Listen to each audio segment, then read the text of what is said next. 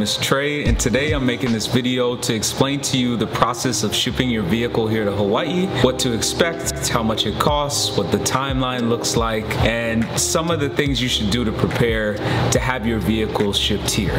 So 6 months ago, we decided to move from South Florida here to Hawaii, and we did it for a few reasons. We just wanted to explore someplace new. So we had talked about maybe moving to another country. And then after realizing that we just didn't exactly have enough time to make that happen, we decided to move here to Hawaii. We have family here already, so it was a pretty smooth transition for us. Our biggest questions that we had was cost, time, and really kind of the topic of this video, should we bring our vehicles or not?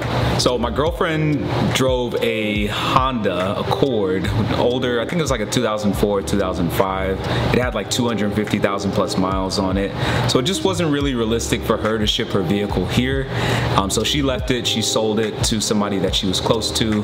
And me personally, I drive a 2005 Mercedes-Benz E55 AMG. So we got two different ends of the spectrum with cars. No offense to my girlfriend's car, it's just my car was a collector's item.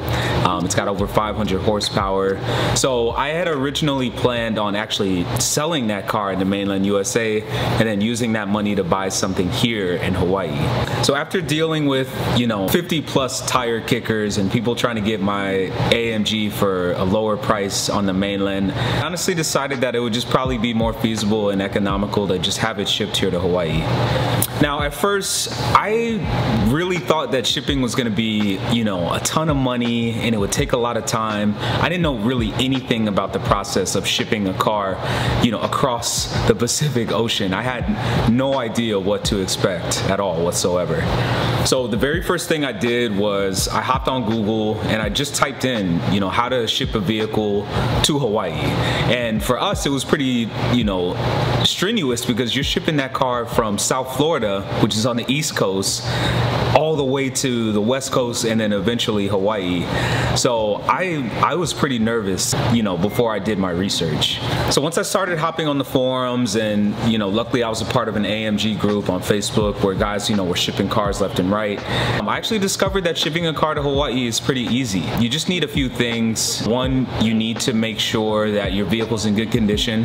I don't think a lot of the companies that do ship vehicles from mainland to Hawaii, I don't think they ship vehicles that have damage or a lot of damage, just for I want to say for liability purposes. So you want to make sure that you're not shipping a build or anything like that over here, because I don't think they'll accept that. So after hitting the forums and hitting the blogs, I really just kind of wanted to find a company that was reputable and would take care of my car.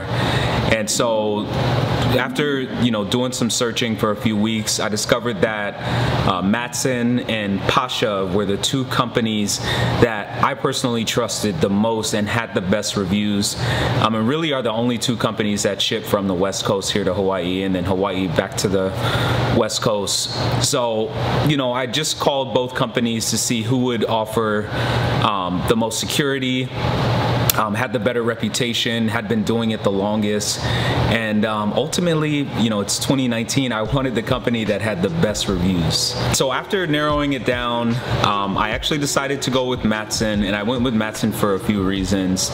If you were to tap in Matson versus Pasha right now, you're gonna find that Matson does ship actually more vehicles to the West Coast or to the mainland and to Hawaii than Pasha does. And I actually think they've been around a little bit longer. I just like their process a little bit more. Their website was super, user-friendly, and their customer service was outstanding. And not to say that Pasha wasn't, I just went with Matson because for me personally, I just felt a little bit more comfortable with the process. Another great thing about Matson too is it's actually very affordable to ship a car from the mainland to Hawaii. So price-wise, you're gonna be looking at $1,070. Now keep in mind that is from Port of Long Beach in California, Southern California specifically. Matson also does ship from a few other ports as well. So depending on where you're shipping your vehicle from, that'll actually determine what port you should ship your vehicle from. Matson's 3 main hubs in the US are LA Long Beach, Oakland San Francisco, and Seattle Tacoma. Now Seattle/Tacoma, I actually think there are 2 ports in Seattle and Tacoma, so it's up to you to decide which port you want to ship from.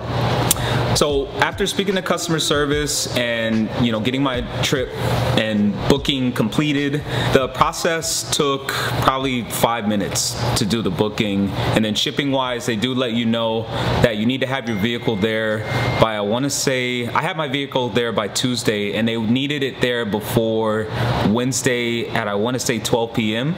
just so they have everything ready to go, because keep in mind they're going to be shipping hundreds of vehicles at a time, so they just want to make sure that there's enough of a window to get everybody's vehicle to either Honolulu or to any of the other Hawaiian islands that Matson does ship to. Now, the estimated shipping time will vary depending on the port that you ship from, but since I had my vehicle shipped from the port of Long Beach and Los Angeles, my shipping process took a full week. It took 7 days, which is really not that bad. So getting the vehicle shipped from South Florida to LA took about, I think, 4 or 5 business days, which is not too bad considering the truck had other vehicles on it. And then from Port of Long Beach to Honolulu took 7 days. So really not too bad. And for it to cost $1,070, that's a pretty good deal, having your vehicle shipped literally from one part of the world to a completely different part of the world. Even though it's still in the USA, it's still a completely different part of the world. Now, a few things to keep in mind before you ship your vehicle. You're not allowed to ship any belongings with the vehicle. You're not allowed to put any car parts in the vehicle. You're not allowed to leave, clothes or household items. All of those items will be taken out of the vehicle and disposed of or given to charity or something. So don't make that mistake of, bringing something that you really care about and leaving it in the car. You will not have a very good time.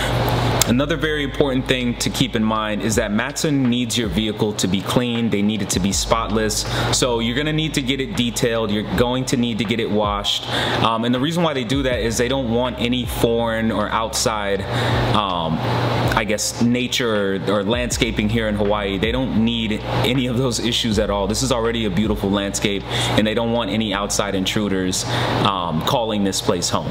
So once you have your vehicle cleaned and spotless and everything is up to Matson standards, you're gonna want to give your vehicle a final once over just to make sure that there's nothing hanging, just to take pictures, make sure there's no damage, because if it makes it all the way to Hawaii and you pick up your vehicle and you notice a scratch that wasn't there, or if you notice a dent or anything whatsoever, you can actually report that to Matson, and they'll go ahead and take care of it on their end for you.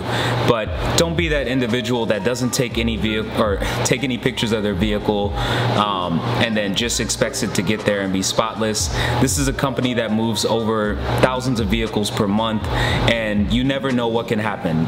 There's not always going to be somebody that's on the boat watching your car specifically. Cars obviously move around, accidents happen, mistakes occur, so you want to make sure that you're covering yourself on the back end just in case anything does happen. So once your vehicle does arrive here in Honolulu, you will be required to pick it up at Sand Island, which is literally right maybe like 15 minutes away from Honolulu. It's actually in the Honolulu city limits, but you'll discover when you live here in Honolulu, it can take you 30 minutes just to go a couple of miles. So it's not too far from town, as they call it here on the island. So don't expect it to be kind of like going from LA all the way to Long Beach. It's really not going to be that far or that much of a distance, but it will take you some time because it's so congested here. Which brings me to a really good point. Sand Island, there's literally only one way in and one way out, so it can get very hectic and congested because there are a ton of ports and there are a ton of different logistics-based companies that are there. So you might find yourself in a line for an hour or so just even trying to get to Matson to pick up your car, because like I said, it's a port, so So you've got hundreds of 18-wheelers and tow trucks and just different trucks coming in and out of there. So just, you know, like I said, be smart, make enough time to get your vehicle, to get there in a timely manner, because Matson, they don't play around when it comes to logistics and, you know, being timely, which is something that I personally appreciated. They really have everything down to the minute. You know, if they tell you, hey, you know, your vehicle's here, please come pick it up. Please try to get there by that specific time. So I'm sure a lot of you are wondering, well, can I just go pick up my car at any time? The answer to that question is no.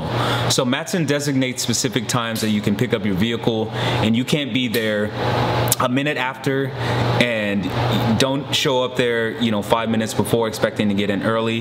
They only allow that specific window of time, and they're very, very, very strict about that. So once you get to Matson, you're gonna meet with a Matson official who is going to check you in.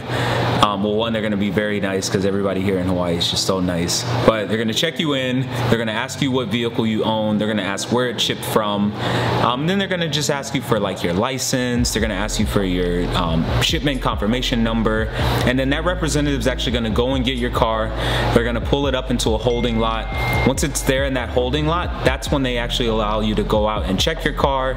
And when you check your car, please make sure that you do it thoroughly. Check the undercarriage, check every single part of the vehicle. If one thing is off or doesn't match the photos that you've taken, you can go ahead and document that with Matson, and they will make good on any damage that was done to your vehicle. So you finally made it all this way, you have your car, it's in great shape, you're here in Honolulu, Hawaii, the greatest place on earth. What do you do next? Your car is gonna be probably pretty dirty. My car was filthy when I picked it up. So Matson, another great thing about them and another great perk is they actually give you a voucher to get a free car wash. I think it's at like Hele gas station or something like that, but it's a legitimate car wash. It is a drive-through, so if you do drive a nicer car, you might not want to take it through there. Or if you drive like a lifted truck or anything like that, it might not necessarily fit, but I would highly recommend taking advantage of that, because you'll notice here on Hawaii, things are very expensive and also very congested. Car washes can literally take you an hour or so just to get a car wash. Now, paperwork wise, Matson's gonna give you a few things. They're gonna give you some delivery paperwork just so you can take that information to the DMV here in Hawaii, so that way they can see that the vehicle has come from another state, it's come from another part of the country, and that way you don't have any issues with the local authorities, because believe me, when you're here in Hawaii and you have outside plates, you are considered an outsider and you will be targeted by the police. Now that's not necessarily, you know, I'm not speaking bad about the HPD or Honolulu PD, but I personally was pulled over because I had out-of-state plates, and also my vehicle, it's kind of modded to an extent as well.